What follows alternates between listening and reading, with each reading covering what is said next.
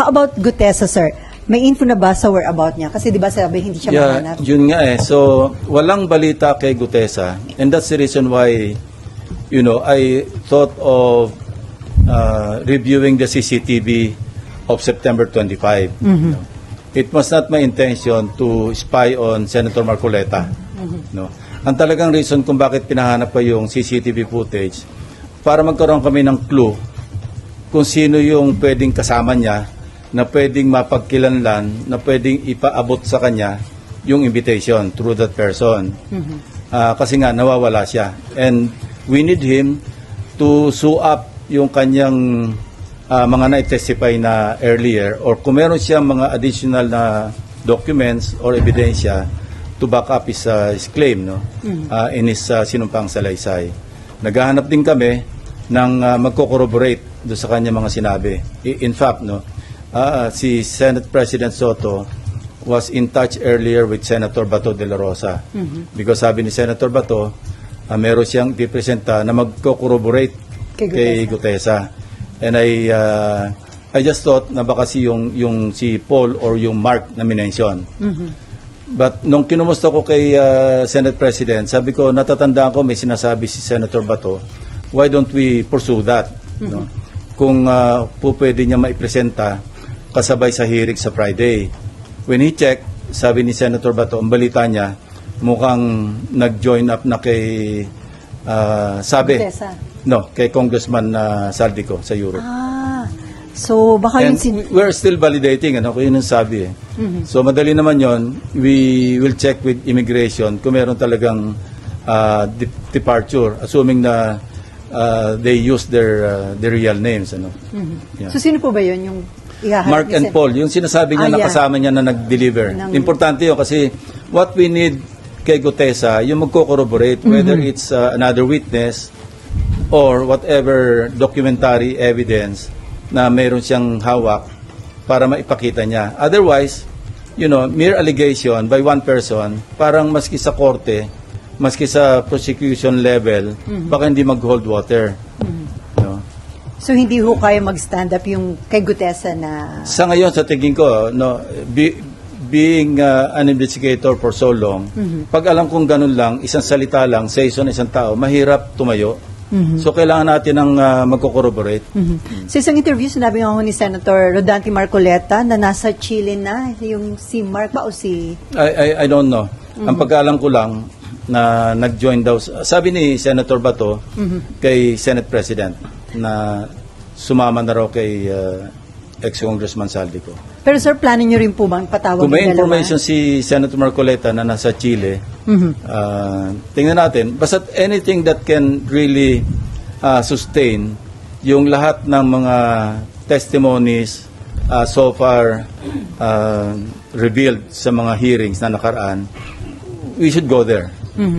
So kasama po ba yun sa plano talaga ng Blue Ribbon na ipatawag yung sila Paul and Mark ba? Yeah, kasama. Especially Gutesa, para makita natin kung meron siyang mga supporting documents. May mga talks na may pinagtatakpan, merong pinipili, hindi ganon. Maski sa pag nag-resume ng hearings, walang magbabago doon sa naunang direction ko noon bilang chairman, na where the evidence leads us, we'll go there. Sir, kinu-question din ni Senator Marcoleta yung aligasyon na pineke ni Gutesa yung kanyang notaryo, yung notaryo dun sa kanyang sworn statement. And sabi niya, walang kapasidad si Gutesa para i-falsify ang notaryo. Nag-imbestiga rito yung executive judge ng Manila RTC. Hindi naman kami. Ang findings niya, kasi pinaforensik niya yung mga standard or specimen signatures ni Attorney Spera, kinumpare sa question document. Meaning, yung kino-question na sinasabing hindi niya pirma. Hindi nga nang-match eh. Hindi naman kami yung nag-conclude kundi NBI plus yung Manila RTC Executive Judge. So, we'll go by the findings. Now, kung ano man yung kiniklaim ng kung sino-sinong tao na hindi pwede mangyari, hindi magagawa ng Gutesa, again, balik tayo doon sa what is factual. So, just in case po na hindi mahanap si Gutesa, ang mga possible na humarap sa November 14, yung very important witness at yung mga nakadetain po dito sa Senate, sir. Yung mga hinahawakan na ng ombudsman at saka yung inimbestiga na undergoing preliminary investigation, kung ano yung kakulangan na pwede ma-contribute pa ng Blue Ribbon Committee sa mga hearings, pwede pa rin namin i-pursue. Pero kung repetitive na at naipadala na, kasi I remember when I gave flash drives kay Secretary Vince Dizon, ito yung pinanggalingan nito, yung dalawa kong privilege speeches. Binigyan ko yung acting ombudsman at that time, si acting ombudsman Vargas. Binigyan ko si dating ICI advisor Mayor Magalong. Binigyan ko si Secretary Vince Dizon. Sabi ko, kompleto na yan. Actually, pwede na ako mag-file ng kaso based on the evidence contained in those two privilege speeches. Kasi kompleto naman talaga yun videos, documents, yung mga falsified documents, yung pagkasingil, nagbayad, lahat nandoon naman na. So, I'd like to think na nakatulong yon. Kaya naka-ready na sila mag-conduct ng preliminary investigation. Katunayan, Bulacan saka Oriental Mindoro nga yung inuna nila, di ba? So, but we're not stopping at Bulacan and Oriental Mindoro. Kasi pasok ng pasok lahat yung mga information. Kayo mismo sa media, di ba? Ang dami nyo na nakakalap na ebidensya because people have become conscious at saka talaga naging diligent sila na sila mismo mag-gather ng mga ebidensya, video footages, lahat ng pwede lang maibahagi sa authorities, binabahagi nila. So maganda yung kinalabasan din ng awareness ng mga tao kasi lahat na involved. And kaya hindi natin nga binibigyan sisi at in-encourage pa nga natin na mawala yung galit ng mga kababayan natin para talaga masustain yung effort ng government to really get to the bottom of all these issues, all these anomalies, at para mapanagot talaga yung dapat managot. Otherwise, kailan naman ulit ito? After 5 years? After 10 years? So, walang katapusan. It has become a vicious cycle. So, yun, we're there right now and we intend to continue. So, yung iba na nakapag-testify, kung repetitive lang din, hindi na po paharapin? Yeah, pwedeng hindi na paharapin. At kung pwedeng naandyan sila, pero kung ang sasabihin nila, nasabi na nila, what for? Parang ano lang yun, redundant na.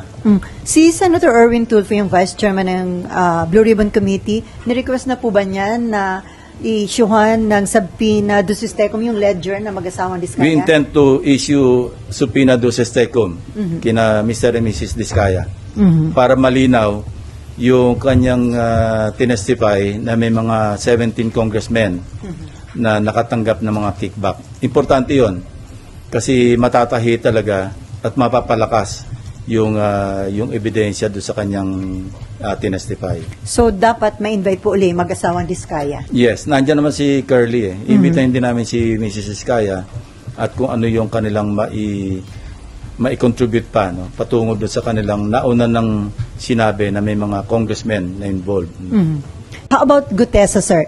May info na ba sa whereabout niya? Kasi di ba sabi hindi siya mahanap? Yun nga So, walang balita kay Gutesa and that's the reason why I thought of reviewing the CCTV of September 25. It was not my intention to spy on Senator Marcoleta.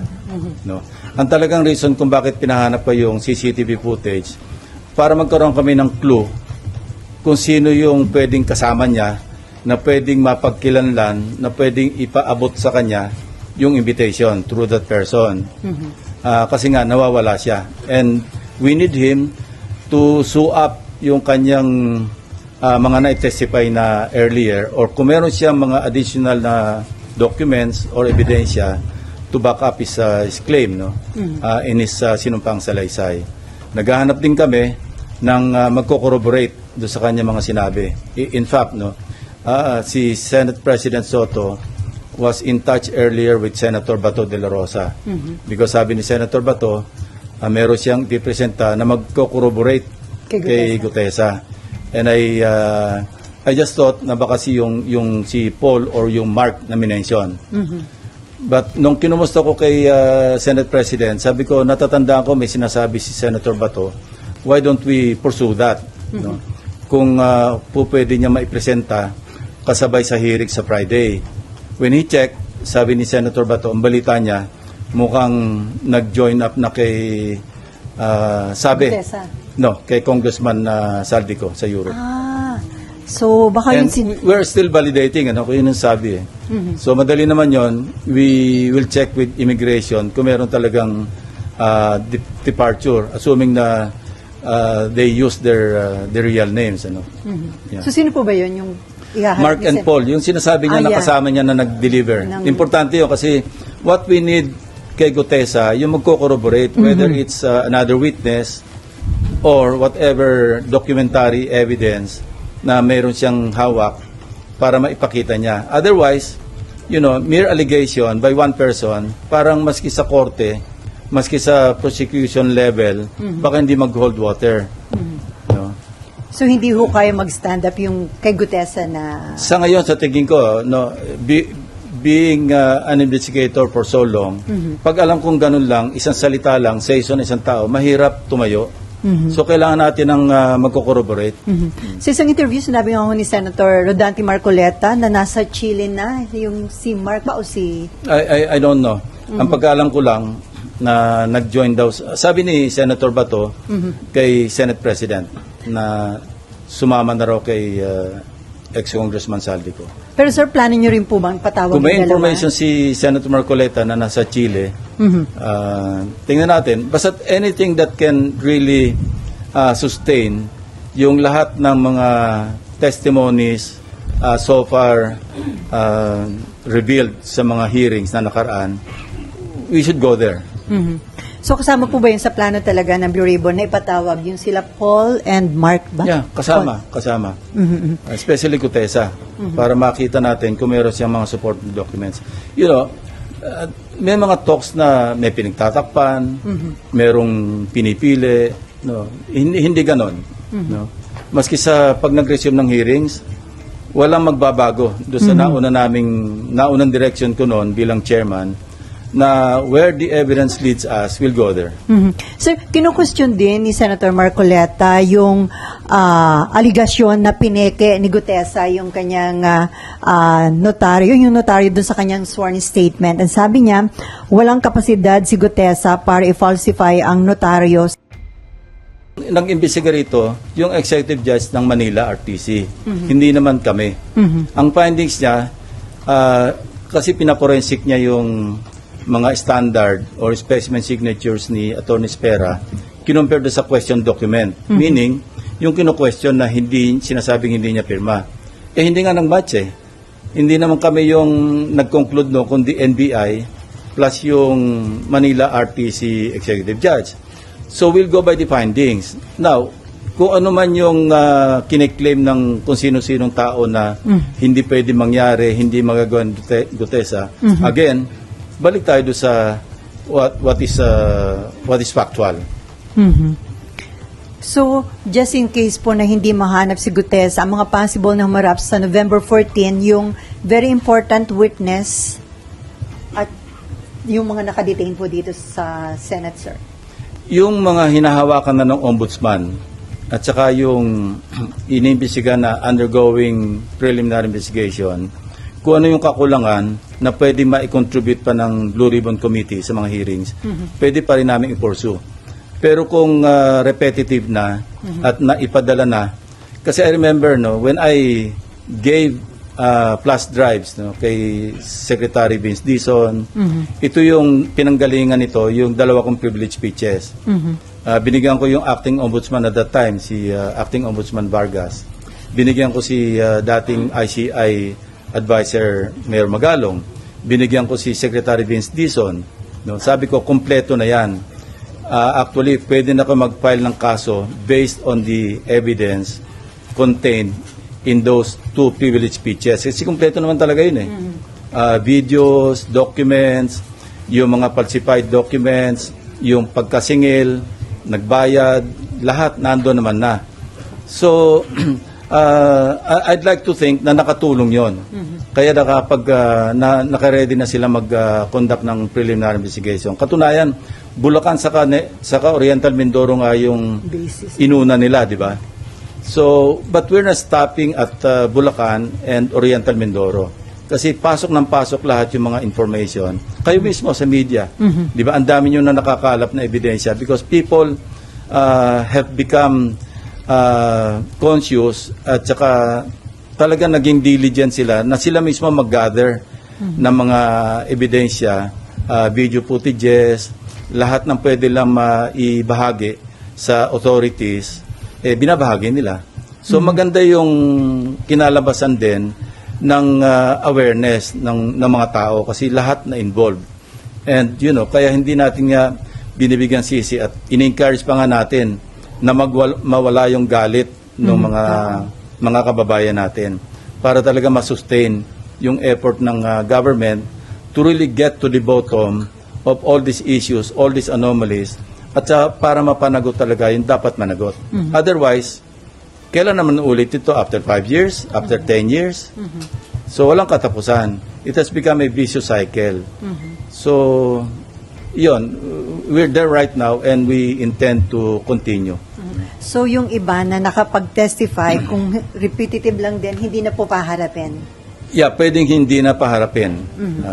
At kung pwedeng naandyan sila, pero kung ang sasabihin nila, nasabi na nila, what for?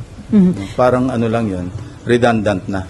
Si Senator Erwin Tulfo, yung Vice Chairman ng Blue Ribbon Committee, nirequest na po ba niya na i-issuehan ng subpoena duces tecum yung ledger na mag-asawang Diskaya? We intend to issue subpoena duces tecum kina Mr. and Mrs. Diskaya para malinaw yung kanyang tinestify na may mga 17 congressmen na nakatanggap ng mga kickback. Importante yon kasi matatahi talaga at mapapalakas yung ebidensya doon sa kanyang tinestify. So, dapat ma-invite po uli mag-asawang Diskaya? Yes, nandiyan naman si Curly eh. Imbitahin din namin si Mrs. Diskaya at kung ano yung kanilang mai-contribute pa, no? Patungo doon sa kanilang nauna ng sinabi na may mga congressmen na involved.